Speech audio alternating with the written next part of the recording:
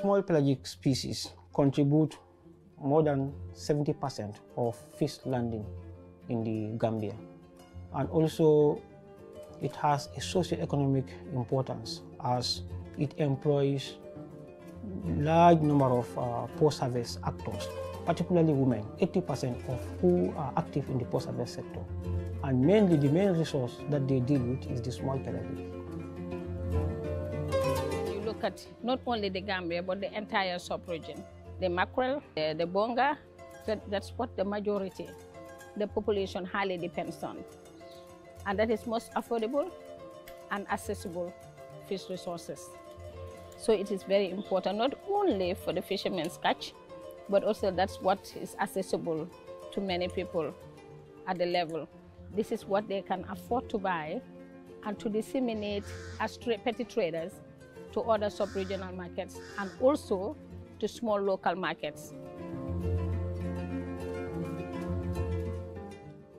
Ce qu'on appelle les petits pélagiques, c'est des espèces donc, en fait, de poissons qui vivent en surface.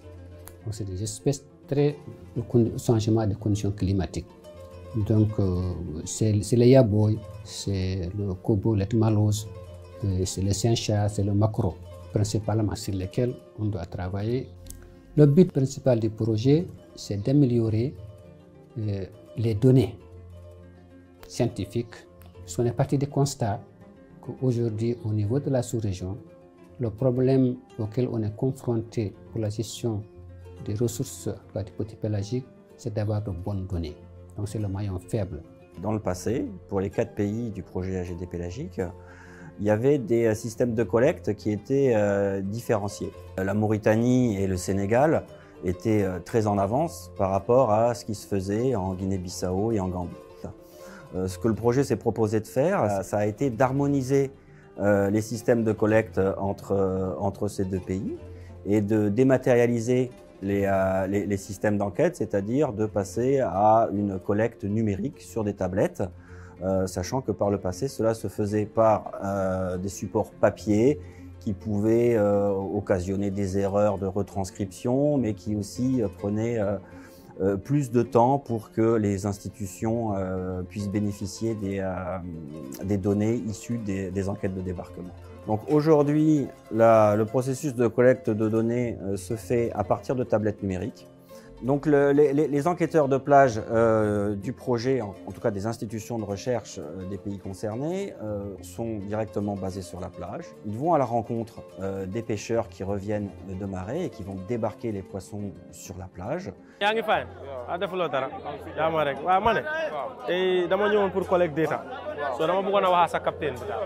Ils vont leur demander des informations donc, sur la marée, sur comment ils ont pêché, où ils ont pêché, avec quel type d'engin, ainsi de suite.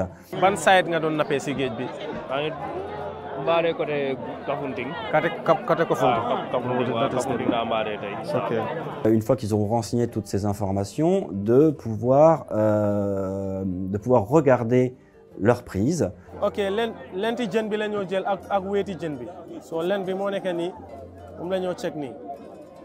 Puis toutes ces données seront enregistrées dans leur tablette numérique et transmises par 3G, par Internet, directement au centre de recherche de leur pays. Les instituts de recherche sont les bras scientifiques des institutions ou des instances de décision.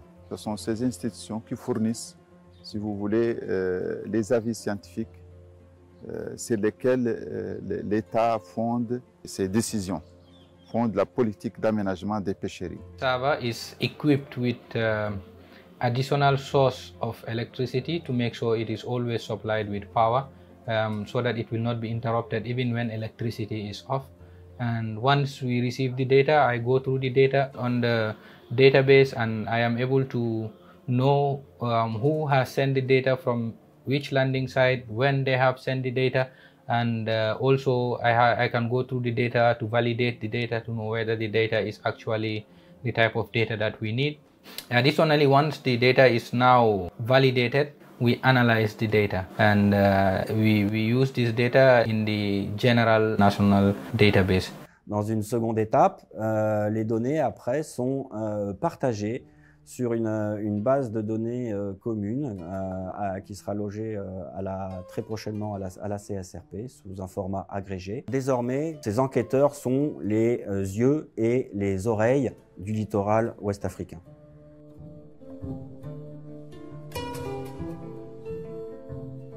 Il y a un montage technique qui a été fait. Donc le rôle de la CSRP, c'est de coordonner les activités de ce projet au niveau sous-régional. Ce montage technique a été fait de sorte que nous puissions travailler avec les acteurs au niveau national, au niveau international. Au niveau national, nous travaillons avec le Centre de recherche halieutique. Pour la Mauritanie, nous travaillons avec l'IMROD. Pour le Sénégal, avec le CROD. Pour la Gambie, c'est le fichier département. Pour la Guinée-Bissau, c'est le CIPA. Et pour la Guinée, c'est le CNSHB. Maintenant, il y a d'autres acteurs sous-régionaux, comme l'IRD. Il y a un autre acteur, qui est donc le CSE, que nous demandons de coordonner la mise en place de l'Atlas. Donc, il faut renforcer la recherche pour améliorer la qualité de données. L'aménagement des pêcheries doit se baser sur des données scientifiques de qualité. Donc, si vous n'avez pas de bonnes données, vous faites de mauvaises analyses, donc vous allez sortir de mauvaises recommandations et la gestion va en pâtir.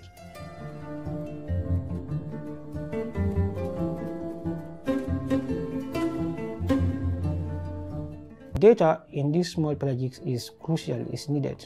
But with the support of the small pelagic project, now we have established a database system.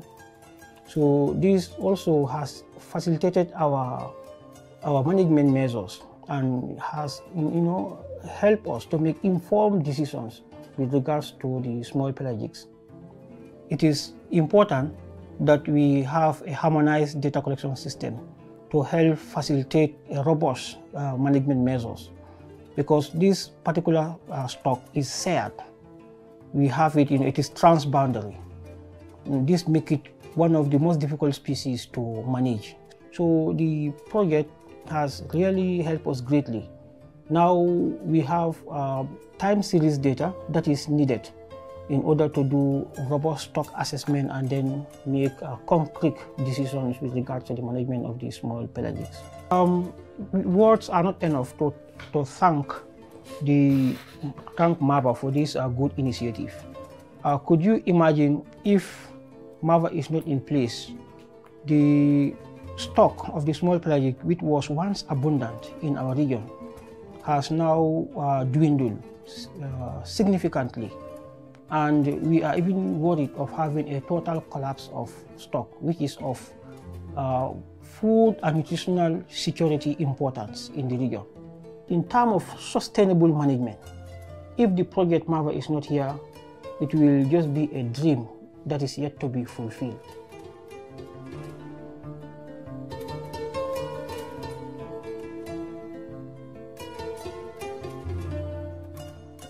Le plus grand succès, c'est l'Atlas. Le CSE a travaillé avec des institutions aussi de recherche pour faire l'Atlas. Pour la première fois, en tout cas ici en Afrique, on a défini la notion de site critique de petit pélagique.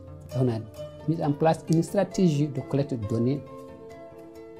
Sur la collecte des données, on est très satisfait. Pour la Gambie, où c'était très valorisant parce qu'on a mis en place le système d'information halieutique. C'est un peu la même chose en Guinée-Bissau. On en est extrêmement fiers, on est extrêmement content d'avoir réussi à sensibiliser sur l'importance de la collecte de ce type de données, aussi bien pour la sécurité alimentaire que pour la manne financière que cela peut rapporter au travers d'accords de pêche sous-régionaux ou avec des partenaires étrangers. Un succès vraiment important, c'est la prise de conscience de l'importance de l'approche écosystémique avec une valorisation des enquêteurs à compétences pêche vers des compétences un peu plus environnementales, sachant que leur mission première reste évidemment le suivi des pêcheries, mais avec un investissement en temps relativement minime, ils peuvent contribuer à la collecte d'informations environnementales essentielles au bon suivi des pêcheries. MAVA, c'est un partenaire technique et financier. Il intervient dans un domaine très important sur les petits pélagiques. Donc, ZP, à travers votre communication, dit merci MAVA.